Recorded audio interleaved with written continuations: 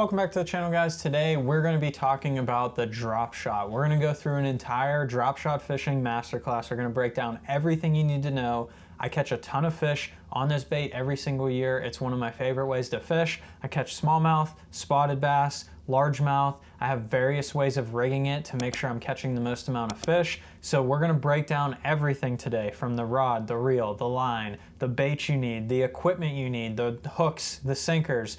And at the end, we're going to show you 3 different ways to rig it up, depending upon the type of fish you're fishing for or location, to make sure you're catching the most amount of fish. So it's going to be a ton of information. If you've never fished a drop shot before, this is the video you're going to need to learn everything you need to know about how to fish it. So stay tuned. Let's get right into it. All right, so for starters, we're going to break down the rod, reel, and line. That's going to be the first thing you need to know. You're going to need this setup to actually fish your drop shot. So what I have right here is a cash and core spinning rod.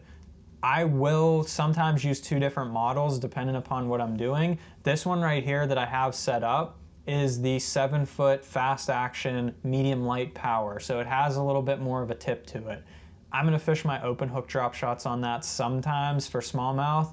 But if I needed one rod to get away with all 3 of these techniques, different riggings, I would use the cash and core, the 7-foot medium power fast action. I don't have a reel on that one right now, but I have a little, here's the specs for the actual rod as well. That's all I would really use. If I wanted one rod to do everything with, it would be that one. It would get away with all 3 of these rigs we're about to talk about. And it just works really well. It's my drop shot rod that I use every single time I'm fishing a drop shot. And then I have a Shimano Sedona on every one of them whenever I am fishing. 2500 size is what I like to use. It allows me to have enough line capacity. It's not too big of a reel. It's just what I really like for my drop shot setup. So that's the reel that I'm gonna use. And then I'll spool it up with 15-pound test lime green braid. And that's very important. So it will do 2 things for you. The braid will allow you to feel your bait better than anything else. You'll get a far cast because it's like 4-pound test diameter, so you'll be able to cast it out there really far, and then you'll be able to feel everything your bait is doing. It's super sensitive, it works excellent. Also, you'll be able to tell when your bait's on the bottom, which is very important, or if a fish picks it up or bites it or something like that. You'll be able to see when your line goes out, and you'll be able to watch that lime green braid on the water and make sure if your bait's still sinking, if it's on the bottom, it lays slack. All of that is going to be a very visual reference with that lime green braid. So it's very important to spool it up with that. I really like doing that. You can use different colors if you're worried about it, but the next step is to tie a leader on there. So the color really doesn't matter because you're going to have 10, 15, 20 foot of a fluorocarbon leader off the end of your line. So you'll get the benefits of the braid, and then you'll have a fluorocarbon leader at the end to get the benefits of that. So I have 8-pound test on here. It depends on what I'm fishing. I've used 6 if I really need light techniques. 8 is my go-to, and then I'll use 10 on the technique we're going to talk about later for more my largemouth focus setup, sometimes even 12. But that's the way that I like to set that up. I'll tie a leader on, Alberto knot down from my bait or my main line down to my leader. I'll use 10, 15, 20 foot. It really depends on how clear the water is.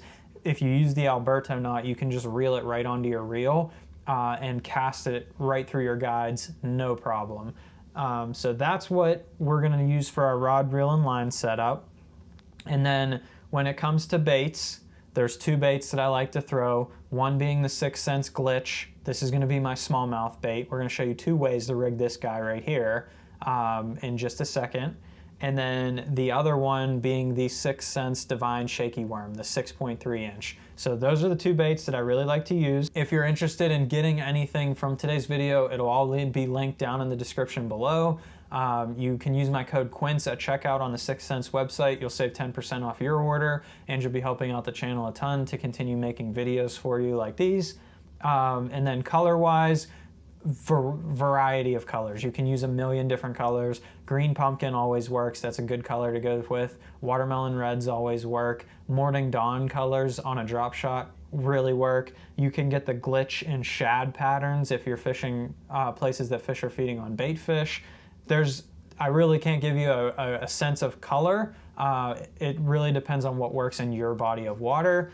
I keep a little bit of everything on me because it depends on where I'm fishing or what I'm fishing for, on what color I'm going to use. So then it comes down to hooks and weights. So the weights I pour myself.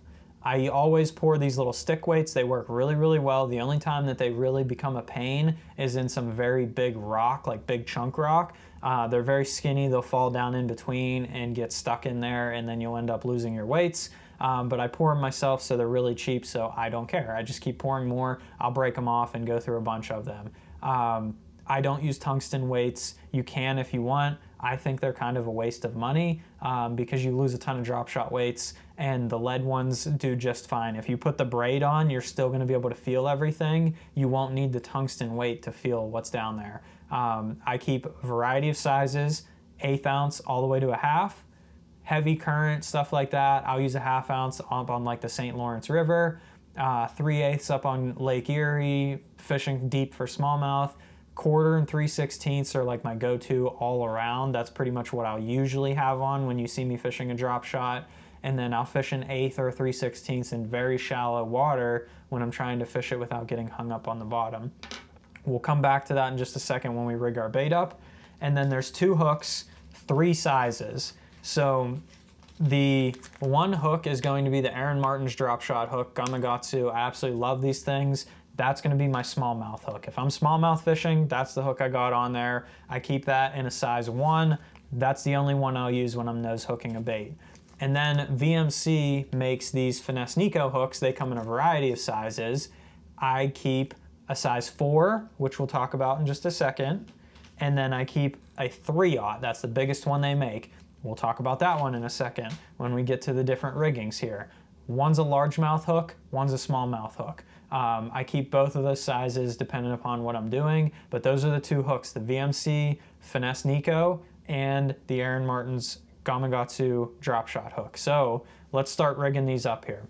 Number 1 rig is going to be my nose hook. So I'm going to stick this line right through my drop shot hook here like I rig anything else up. I tie a Palomar knot. So you go through the front of your hook, you come back and you go back through the back of your hook, and you're gonna pull a big tag end so that you can have a leader for your drop shot here. I'm not gonna pull a huge tag end because I'm not fishing this and I only have so much leader on here and I gotta tie this up 3 times. But you'll pull out however much you need. Usually I start at like 18 to 24 inches. You can go up or down from there. We're gonna put about 12 on here just for the sake of today's video.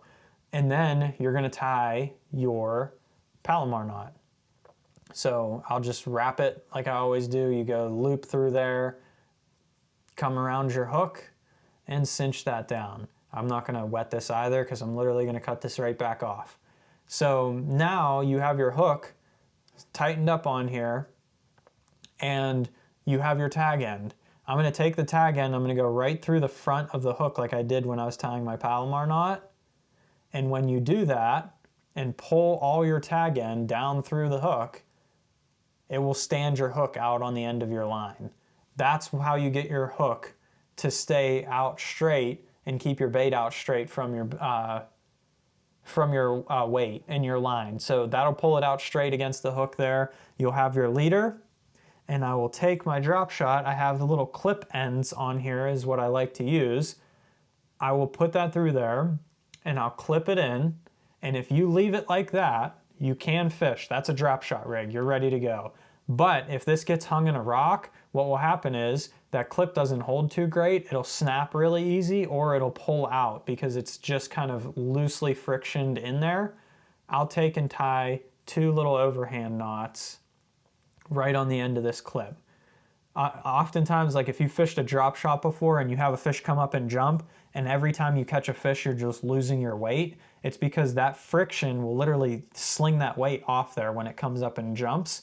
But if you tie it on there with 2 little overhand knots after you put that friction in there, that's on there really good, but an overhand knot is weaker than a Palomar knot. So if this gets hung in a rock, you can still snap this and you're gonna get your tag end back and tie a new weight on, but it's not gonna come off every time you get a fish. So now I'll take my Sixth Sense glitch right here. And you'll see I just gently go right in behind the head of the bait there. I don't hook too much meat. You want to keep it out towards the front. So if you're hooking your bait way back here, where a lot of the bait is up in the front here, behind, like if you see how that's up in front of the hook, if you have that going on, see how this wiggles back and forth? That's gonna create a ton of line twist over time when you're fishing this, which is nice because you have braid, so you're not gonna get too much line twist. But the more you can hook it towards the front of that bait, the better action you're gonna get, the better it's gonna work on there, the less line twist you're gonna get. Overall, it's just gonna perform better. So that is drop shot rig number 1. That's how I'm gonna rig this up if I'm going fishing for smallmouth. I'll drag this on the bottom, catch smallmouth doing that all day long. It's probably one of my favorite ways to fish it. Now, let's show you the second way to fish it for smallmouth. So you can see, I'll show you how easy this breaks off right here. I can just snap that if you're in rocks. It'll come right off, but it won't come off when a fish jumps. So now I'm gonna cut this hook off here, and say you're fishing a place like the St. Lawrence River. There's a lot of current. These fish might just kind of mouth that bait, and they're gonna kind of get it in their mouth and you're gonna feel it immediately. The other thing is, a lot of the Great Lakes fish have very hard and thick mouths because they get big fast, and those big smallmouth have very thick mouths. That little Gamakatsu hook might not get all the way behind their jawbone and stay hooked all the way to the boat. So I'm gonna take this size 4 VMC Nico hook. I'm gonna do the same thing. We're gonna Palomar this guy on here. We're gonna line it up. We're gonna do our little wrap. We're gonna go over the bait just like we would any other Palomar knot. Once we get our hook Palomar knotted on there, we're gonna take our tag end as we would any other drop shot rig. We're gonna go down through the front of the bait, or the front of the hook, so that it stands out. When I pull this tight, it's gonna stand out on the end of the hook there. So now we got our drop shot rig ready to go. We just gotta put our little weight on the bottom as we would any other drop shot. So all we've done right now, we took the same drop shot rig, changed the hook out. And then we're gonna do the same thing and change the hook out one more time for the next one. But you can see I literally just changed the hook out. 9 times out of 10, I'm gonna use the Gamakatsu hook if I can get away with it. But if I'm losing a lot of fish, but they're eating the drop shot really well, I'm gonna go to this one. And then you're going to take this hook and thread your bait. You're gonna go right on the front, and you're gonna thread your bait because it has this fluorocarbon keeper up here on the front. Thread it up there just a little bit and push that bait right over that fluorocarbon keeper. And now you have a drop shot bait that has a hook halfway back in the bait. So when a fish comes up here, if they're just nipping the back end of it, they're gonna get this hook. Where if it's nose hooked, they can grab right here, you set the hook, they pull the bait off, and you reel in nothing. This will allow you to get more hookups if they're short striking the drop shot, or you're getting a ton of bites and not landing all the fish you should. That's when I'm gonna change to that rig. So now we're gonna go one step further with this, and we're gonna show you how to largemouth fish with this same setup. I'm gonna take my weight off again, and then I'm gonna cut this hook off, and I'm gonna take a 3/0 version of the same hook. And this one is one that I fish a ton up here in the Northeast. All summer long, I catch a lot of largemouth on this. I've caught them in New York, I've caught them in lakes in Pennsylvania, Ohio, all over the place with this setup right here. I'm gonna take, everything is the same. We're gonna do exactly the same. We're gonna rig it up just like we would anything else. We're gonna do our Palomar knot. We're gonna have our 3/0 hook on here. We're gonna take our tag end and go down through the bait, right down through the front of the hook so that our hook stands out. We're gonna take our drop shot weight. We're gonna tie him on so that we got our weight ready to go. Once we got that ready to go, now we have our drop shot rig again. So now we're gonna take our second bait option of the Divine Shaky Worm, and this is where you're gonna fish for largemouth with it. I'm going to Texas rig this bait so I can fish it through grass, I can fish it through brush piles, I can do all kinds of stuff. We're gonna set this rod right here so I can show you what I'm doing. I'm gonna take this, I'm gonna go straight through the front of the bait down to the bend of the hook like I would any other Texas rig. I'm gonna come out the bottom, I'm gonna push it up to where this fluorocarbon keeper is. And this is very important to bring the life of your bait out a little bit longer here. I'm gonna push it over upside down so it rips the channel on the top of the bait. Once I get past that fluorocarbon keeper, I'm gonna spin the hook in the bait and I'm gonna pull it back into place. So now it's tucked up on that hook pretty good. And then what I'm gonna do is line my hook up in my bait and Texas rig it where it's just gently under the skin of the bait. Texas rigged like you would Texas rig anything else. That thing's on there, Texas rigged, ready to go. And now I have a drop shot with a Texas rigged worm on there that's a little bit bigger and is perfect for dragging through brush piles. It stands out on the end of your hook, just like any other drop shot bait would. I'll drag it through brush piles, I'll drag it through grass, I'll drag it through a variety of different ways. Different pieces of cover. I've fished this up very shallow on an 1/8 ounce weight before for bedding fish in dirty water. I fish it on all of our Northeast lakes, but it's a great way to catch a bunch of fish on a drop shot and target specifically largemouth. So hope you guys enjoyed today's video talking about how to fish the drop shot, all the different stuff to know about the drop shot. If you want to see that Texas rig one in action, check this video out right here. I did a video on how to find fish using that, how to catch fish using that. It was a great time last summer catching a bunch of fish on that. Hit that subscribe button down below, and thanks for watching.